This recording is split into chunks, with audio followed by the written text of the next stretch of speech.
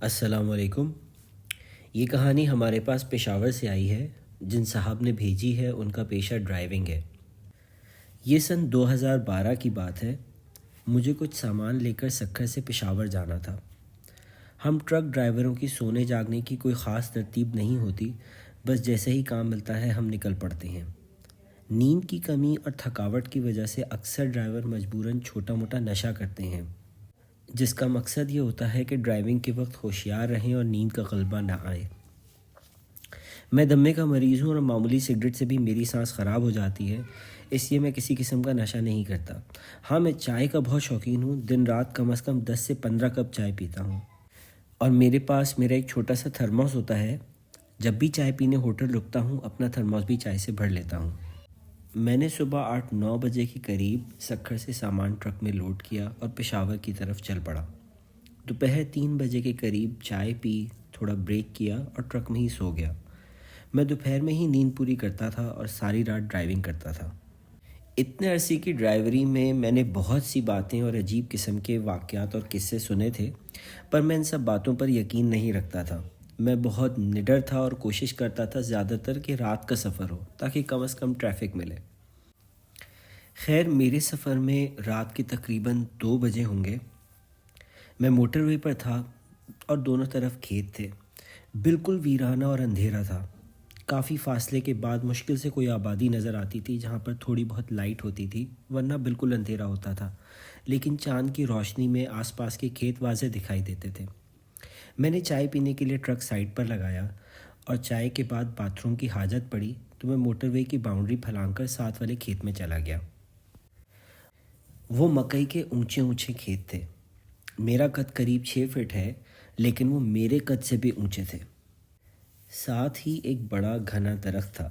میں اس کے تنے کے نیچے بیٹھ گیا اور حاجت سے فارغ ہوا۔ میں بھی واپسی کے لیے مڑا ہی تھا کہ کسی نے مجھے زور سے کمر پر لات ماری اور میں دور جا گرا۔ میں سکتے میں تھا۔ میں نے پیچھے مڑ کر دیکھا تو کوئی دکھائی نہیں دیا۔ چاروں طرف سناٹا اور اندھیرا تھا۔ اتنی تیزی سے کوئی کھیتوں میں چھپ بھی نہیں سکتا تھا۔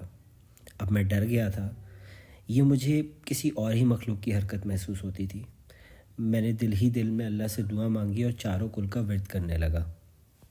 میں دھیرے دھیرے اٹھا کے واپس ٹرک کی طرف جاتا ہوں۔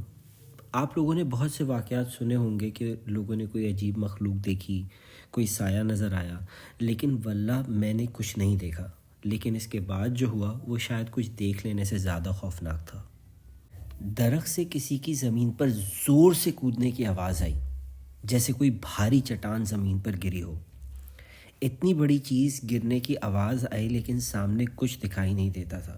چاند کی کافی روشنی تھی اور میں نے موبائل کا ٹارچ بھی جلا لیا تھا۔ میں سمجھ گیا تھا کہ کوئی مخلوق جو درخت پر رہتی ہے وہ نیچے کود آئی ہے۔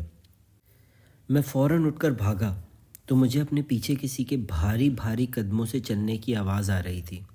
اس کے ہر قدم سے زمین لرز جاتی تھی۔ میں تیز بھاگتا گیا اور وہ قدموں کی آواز بھی تیز ہوتی گئی۔ معلوم ہوتا تھا کہ میرے بہت قریب آ گئی ہو۔ میری ٹانگیں میرا ساتھ نہیں دے رہی تھیں اور میرا پورا بدن کانپ رہا تھا۔ میں لڑکھڑا کر گر گیا۔ پھر وہ بھاری بھاری قدم میرے پاس آنے لگے۔ میری سانس اکھڑ رہی تھی اور اپنے دمے کے مرض کے لیے جو انہیلر میں استعمال کرتا ہوں وہ ٹرک میں ہی رہ گیا تھا۔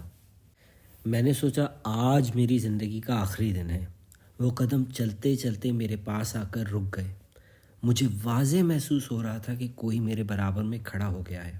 میرا جسم ساکت تھا اور اچانک میرے جسم کے سارے بال ایک ایک رواں کھڑا ہو گیا۔ میری ریڑھ کی ہڈی تک سرسری محسوس ہو رہی تھی اور میرا دل لگتا تھا پھٹ کر سینے سے باہر آ جائے گا۔ میں نے اپنے آپ کو کچھ سنبھالا اور کچھ دیر بعد آیت الکرسی پڑھنی شروع کی، مگر میری زبان لڑکھڑا رہی تھی۔ میں آہستہ سے اٹھا اور دوڑنے کی کوشش کی، مگر پھر لڑکھڑا کر گر گیا۔ میں پھر اٹھا، پھر چلنے کی کوشش کی اور آہستہ آہستہ چلتے چلتے میں باؤنڈری کے پاس پہنچا۔ میں باؤنڈری پھلانگ کر ٹرک تک پہنچا اور جلدی سے اندر بیٹھ کر دروازے کو تالا لگا لیا۔ میں نے کانپتے کانپتے فوراً اپنا انہیلر لگایا تو میری سانس کچھ بحال ہوئی۔ میں نے اللہ کا بہت شکر ادا کیا کہ آج اللہ نے میری جان بچا لی۔ اس جلدی میں نکلتے ہوئے میرا موبائل فون کھیت میں ہی رہ گیا تھا، پر میری ہمت نہیں تھی کہ میں واپس جا کے اپنا فون اٹھاتا۔ میں نے ٹرک بھگایا اور پیچھے مڑ کر نہیں دیکھا۔